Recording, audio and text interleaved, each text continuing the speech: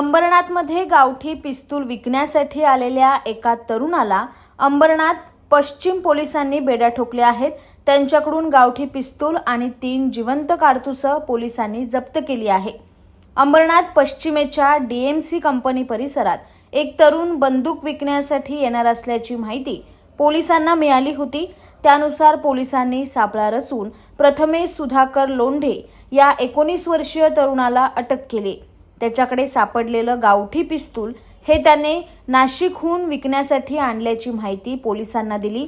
मात्र अंबरनाथमध्ये ते कोणाला विकण्यासाठी तो आला होता, त्यातून एखादा घातपात किंवा कोणावर हल्ला करण्याचा कुणाचा कट होता का, या सगळ्या गोष्टी आता पोलीस तपासात समोर येणार आहेत। हेड कॉन्स्टेबल संजय चव्हाण आणि एपीआय कदार यांना माहिती मिळाली की डीएमसी कंपनीच्या बंद कंपनीच्या बॅक साईडला अग्निशस्त्र घेऊन विक्रीसाठी एक इसम येणार आहे। त्यानुसार आम्ही तात्काळ तसा सापळा कारवाई केली आणि पंचासमक्ष त्या सदर व्यक्तीला ताब्यात घेतलं असता आरोपींना आम्ही प्रथमेश उर्फ लकी सुधाकर लोंढे व 19 वर्ष याच्या ताब्यामध्ये आम्हाला एक अवैध अग्निशस्त्र गावठी कट्टा मिळालेला आहे आणि 3 जिवंत राऊंड मिळालेले आहेत। त्याप्रमाणे आम्ही त्याच्यावर आरमॅकनुसार कारवाई केलेली आहे। त्याची आता कस्टडी घेण्यात येत आहे, पुढील तपास करण्यात येत आहे। Bureau report, AB fast news, Ambernath.